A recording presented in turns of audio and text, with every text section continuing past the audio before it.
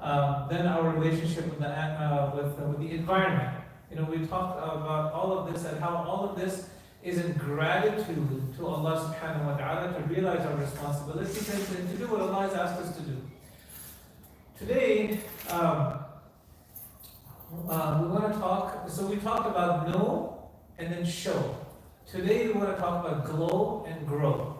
We want to talk about the goal number 3, which is to glow with the message of Allah subhanahu wa ta'ala. And that is basically to share the message of Allah subhanahu wa ta'ala. To share the message of Allah subhanahu wa ta'ala. And so all of what we have learned in Islam, the knowledge of Allah subhanahu wa ta'ala and how we are supposed to be grateful to Allah and practice it through our ibadah. The next step is to share this message, to glow with this message. And sharing this message is not just through the tongue, it is also through our character, it's also through our disposition, it's also through our lifestyle and how we behave and so on. So the goal here, again, I don't know if you all can see it, that students will independently, and now when I'm talking about students here, of course, here some people might think this is just limited to the school. But all of us are students in one way or another. All of us are students in one way or the other. That we are all students of in the school of Prophet Muhammad sallallahu alaihi wasallam. Okay, the Madrasat Muhammadin sallallahu alaihi wasallam. Okay, so we're all learning here, and we're all trying and striving to do what is most pleasing to Allah subhanahu wa ta'ala. So the students will independently use their learning to share Islam in a holistic and comprehensive manner.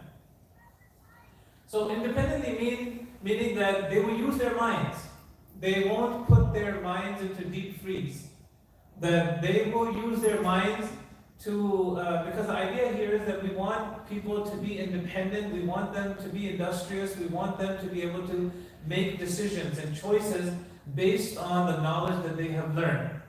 And not to be dependent on the leadership, not to be dependent on one human being or the other. The idea is to independently to use their learning, the learning that they had about Allah and their responsibility towards Allah, to know and to show that they use that to glow, to share Islam in a holistic and comprehensive manner. That to share it on all levels. And in a holistic, in the sense that in a most concerned and gentle and polite and kind way, in a respectable way with other people, and in a comprehensive way, to use all means necessary that are halal. Okay? Whether it's the media, whether it's personal contact, whether it's speech, whatever it may be, your conduct, your invitation, your marketing, your PR, whatever you're teaching. Whatever it is, in a comprehensive manner. Okay, because our existence, especially living in America, the only thing that, as you know, I've shared this with you in the past, brothers and sisters, that as Muslims, we should only be in our Muslim countries. We should not be in the non-Muslim countries. This is the opinion of all the scholars. Unless, they make 3 exceptions. Unless you are here in a non-Muslim country because you are here for medical treatment that is not found in the Muslim countries. Or you're here to learn a skill that you want to take back to the Muslim countries. Or number 3, that you're here to share the message of Islam with as many people as you possibly can. Okay, this is as clear as I can make it. Okay, and this is, there's a lot of scholars have written books about this very issue. Okay, men and women. So the idea is that what really justifies our existence here in America is the fact that we need to share this message of Islam with as many people as possible, in whatever way we possibly can, in our own ways, whatever. Okay. So here are some indicators for this goal number 3. In other words, what things can we do that indicate that we are really subscribing to this goal? Okay, that indicate that we're subscribing to this goal.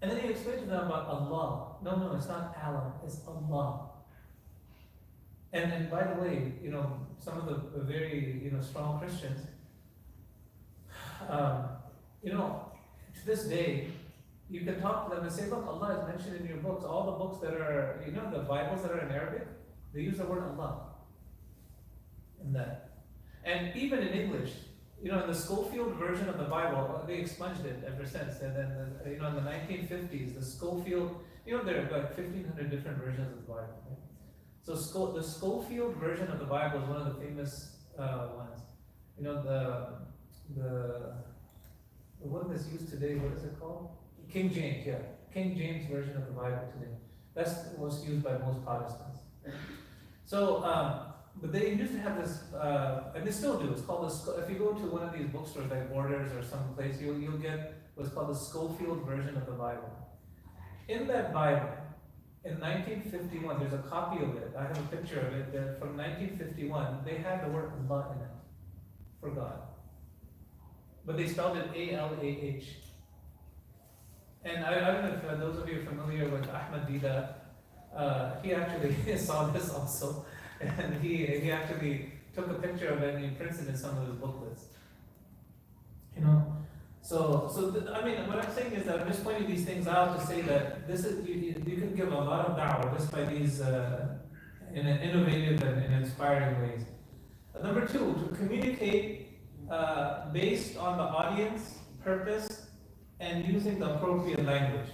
Okay, that's very important. When you talk about Islam, that you watch your audience, you see who your audience is, and you talk to them accordingly, according to what they're ready to hear and what they are not ready to hear. Obviously, you can go into, even with Muslim audiences, there are some audiences that are very liberal and very, like what people call today, very mod or modernistic.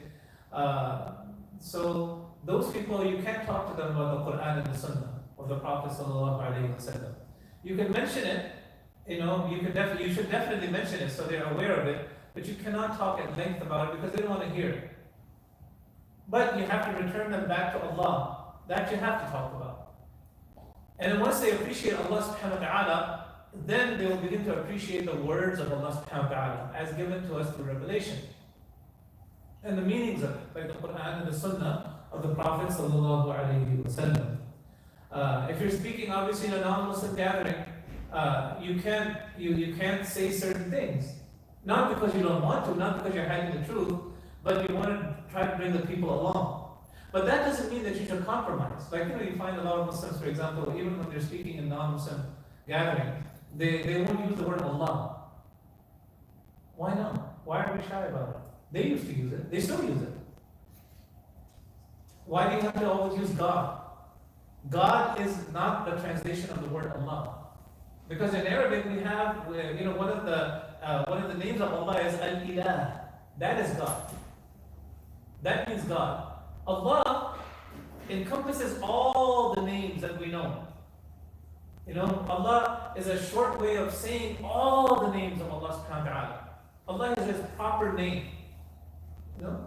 So we shouldn't be shy.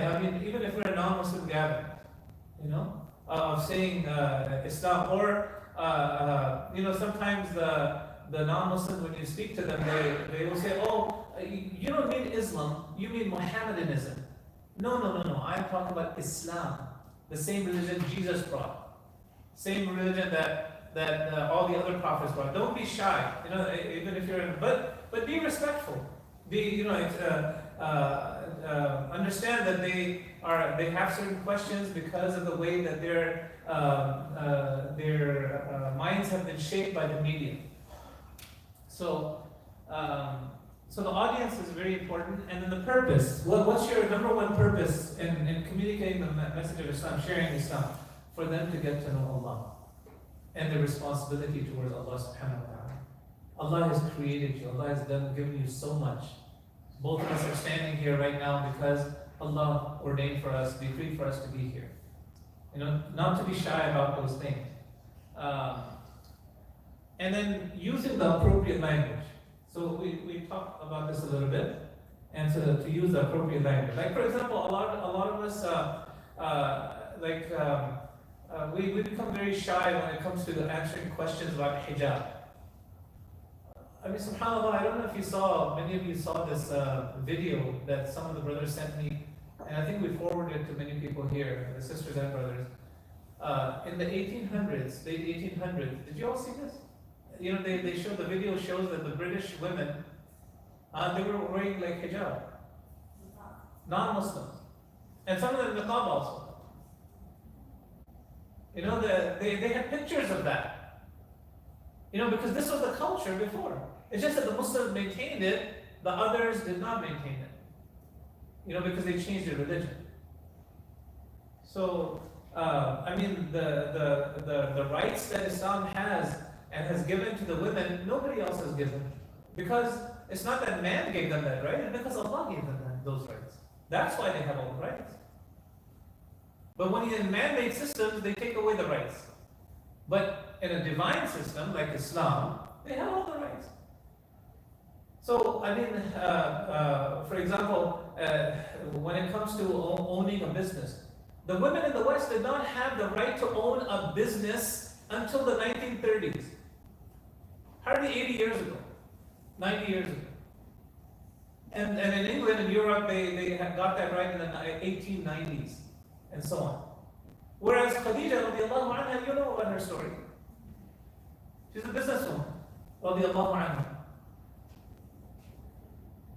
And so again, I mean, these are issues that when it came, for example, to voting, people are so proud of the fact that they can vote today. I mean, the Muslim women, and the women didn't have, you know, you all know about the rights of suffrage and so on, what they call the rights for women to vote in America. I think it was in the 1920s or something like that, they got the right to vote. I don't remember the exact date, but something like that. Okay? Whereas the women in Islam, they had that right from the very beginning. From the very beginning, the Sahabiyat, they used to express their opinions freely to the Prophet ﷺ and to the Khulafa. You know, that we should do it this way or that way, this way or that way, and so on. Advice freely was given by the women.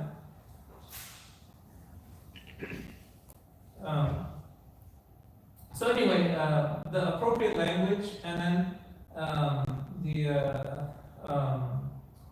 the purpose, and inshallah the audience.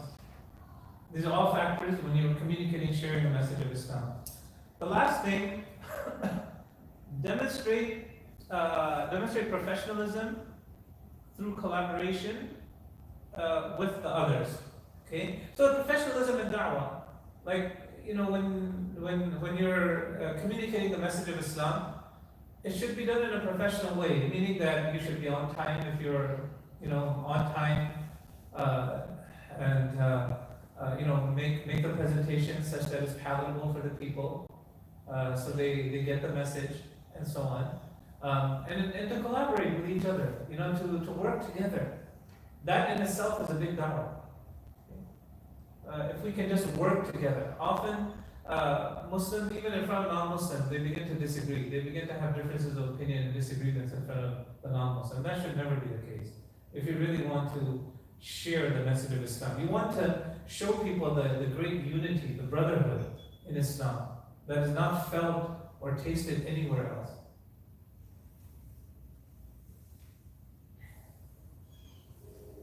Okay, moving on to goal number 4. Goal number 4 is building an intentional community. Okay, grow. Okay, that's the 4th goal, to grow an intentional community. So here, the idea is that the students will independently use their learning to build reciprocal connections, you know, connections back and forth between people, between the individual and the community. Okay? So the idea here is to build those connections and encourage each other, persuade each other to establish a community where people know Allah, where people show their gratitude to Allah, where people are ready to share this message. They glow with the message of Islam, okay, so that they can grow. So the first indicator of this is to apply the knowledge of Allah, to know, and to the gratitude to Allah, to show, and sharing the message of Allah to establish a community. Okay? And this is the idea that we would like for all of us to share this message with everyone here, that we're trying to build a community based on the Islamic lines. This is an intentional goal of the community, to build this community. And this community should show the knowledge of Allah, that how people, subhanAllah, brothers and sisters, just on Sunday, yeah, we had an elderberries program, for the elders in the community. And one of our brothers, he gave a lecture on that day, and he came, all the way from Hagerstown to give a lecture. And one of our brothers, Brother Umar, was giving him a tour of the building. And subhanAllah, he was just amazed. He was amazed at all the different bulletin boards, and he saw some of the Quran classes. And because on the weekends, we have the Quran classes that's run by Sister Kuburat here in College Park. So he was just amazed, and he kept on commenting. To me himself, he commented at least 3-4 times that subhanAllah, when I walk in this building, when I walk here in this community, I really feel that this is a Muslim community. I feel that this is an Islamic atmosphere. SubhanAllah, in all the other centers, I don't see how the names of Allah are everywhere, and how the children are trying to practice, and the sisters, how they're wearing their hijab, and the young children, how they beautifully are reading the Quran. Like he said this at least 3-4 times to me. That he was really, really, and he's been one of the supporters of this community for a long time. But this time when he came, he saw all these things, and he was really just glowing with all of what he saw here, and so on. So this is the idea of the community. This is what we want to share with the people. That to use the knowledge of Allah, to show the gratitude to Allah by practicing this deen, and to share this message with of Islam, not only just by talking, but through our characters, through the implementation of it in a real structured form. Okay. To apply the Islamic values to all facets of the community. So, not only as far as our beliefs, the aqidah, but socially, politically, economically, caring for each other, educationally, all those different areas. Islamic values apply to all of these things. So, in a world where atheism is being really rammed down people's throats, for people to walk into this environment and say that Allah exists, that Allah is real, and I can trust Allah. Allah loves me. Allah is very merciful to me. SubhanAllah, I don't get that message outside, but definitely I'm getting it here. And I love this environment because of that, because it reminds me of Allah. So that's the whole idea, the Islamic values in all facets of the community. And this is what's really pushing us to really adjust the curriculum that we're working on now. And we're hoping, inshallah, all of you in the school will participate in that. And hence, the choice of the framework for the curriculum being the UBD, Understanding by Design, that fits really well for the entire Islamic model. And that applies, not, as I said earlier, not just to the school, but to all aspects of this community, from the hifz school to the preschool, to the funding, to PR, to marketing, to Aqaba Karate, to the da'wah, to the Ansar al-Bir, everything that we do here, to apply those Islamic values across the board. And that's what will help us to establish that community. Another indicator is that apply the problem-solving strategies and skills to manage conflict and change when working collaboratively. Okay? So we have, when it comes to working together, you're going to have conflicts. So to use problem-solving strategies, Islamically speaking, to solve those issues. Like to be humble, for example. That's one of our strategies, Islamically speaking. Not to be arrogant. To always think that the truth might be with the person I'm talking to, more so than with myself. And to think that there's more wrong in what I'm saying than the other person. Because what the other person is saying to me, maybe that's a gift from Allah subhanahu wa ta'ala coming to me. Of course, we always look at it from the lens of the Quran and Sunnah, because somebody might be saying something ridiculous that does not really, form, it's not in line with the Quran or the Sunnah of the Prophet sallallahu alaihi wasallam. Okay. So,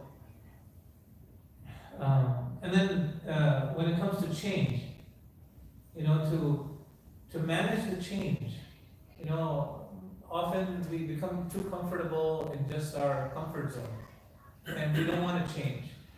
But being a Muslim always means that you have to change, because you're constantly doing your tawbah. You did something wrong in the past, you do tawbah to change, to make a difference in your life. And that's why as Muslims are always moving forward towards Allah subhanahu wa ta'ala. There's always things we're learning. Allah subhanahu wa ta'ala is always inspiring us with new knowledge. So we learn the knowledge that's there, that Allah has really blessed us with in the Quran and the Sunnah of the Prophet sallallahu alaihi wasallam, and in the thousands of books that our scholars, men and women, have left behind to teach us the wisdom of what Allah taught them and to benefit from that wisdom. So that's part of our problem-solving issues that we can use, inshallah. These are some of the indicators that to form this Muslim community. Brothers and sisters, inshallah, I'll finish there. Just one last thing I wanted to say.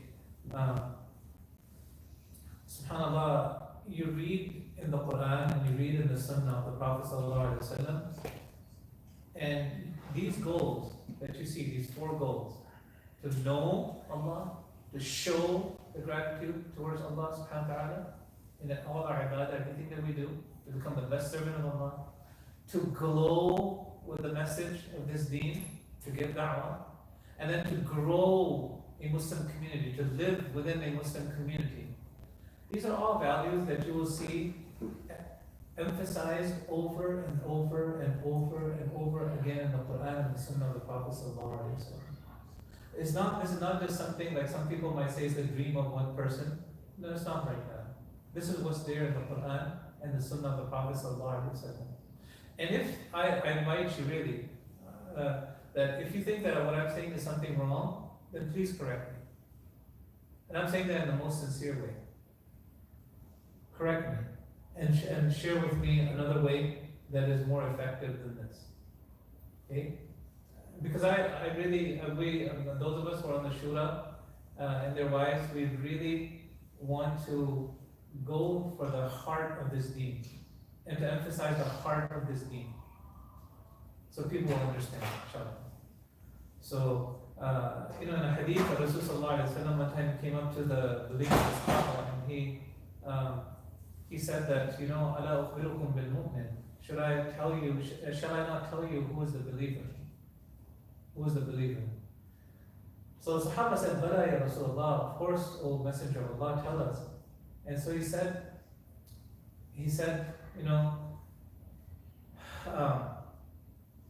Man aminahu nas ala amwalihim wa anfusihim.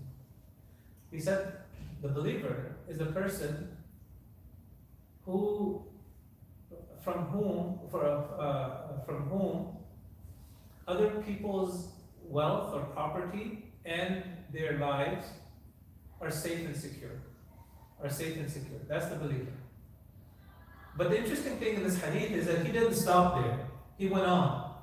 He said, وَالْمُسْلِمْ مَنْ سَلِمَ الْمُسْلِمُونَ مِنْ يَدِهِ وَلِسَانِهِ.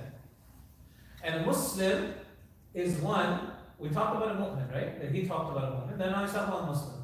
A Muslim is from one whose hand and tongue, other Muslims are safe.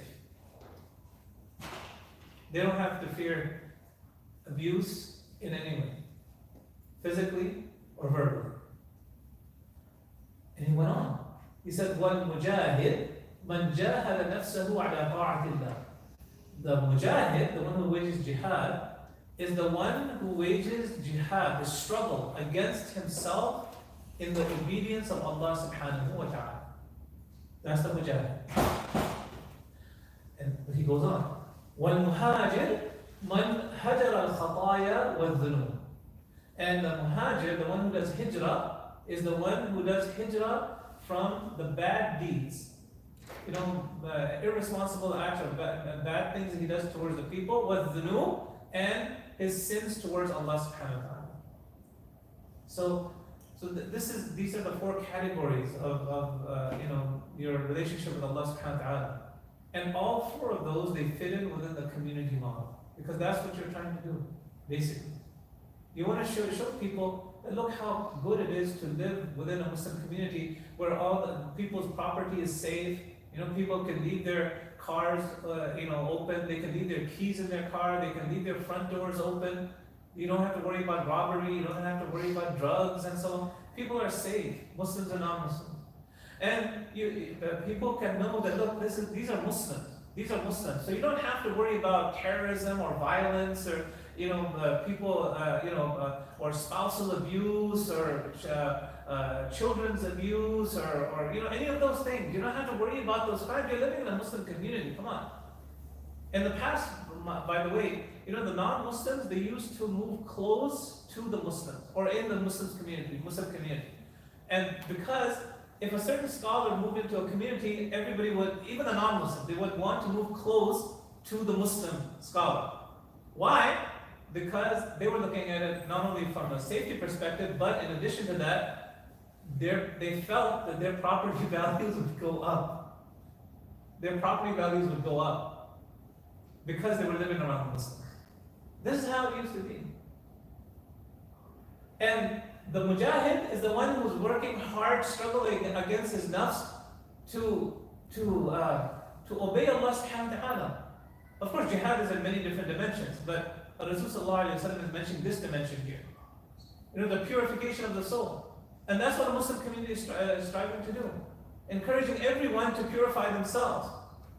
What's so sacrilegious about that? What's so uncool about that? What's so ghetto about that? Okay, because a lot of people, when you try to tell them they want to build a Muslim community, you want to build those ghettos. Yeah, okay, yes, we do. So what of it? Yeah, I'm not embarrassed about saying, yes, we want to build a Muslim ghetto that purifies the soul. What's the big deal? Have you seen any other ghettos like that, that purify their souls? I don't think so.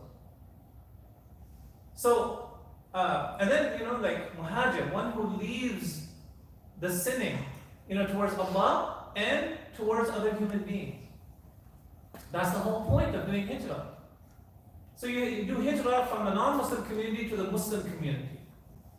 And you leave behind all that stuff about atheism and about depression and about backbiting other people and gossip and envy and all those things. Now I know some people say, well, we have it in the Muslim community as well. Yes, we do, but then the idea is that we're constantly reminded to leave it. And many people are very reserved to gossip in the Muslim community because they know it's wrong.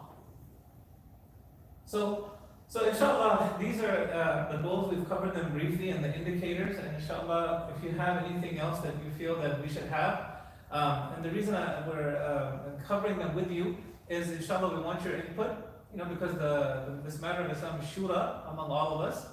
And we want your input inshallah.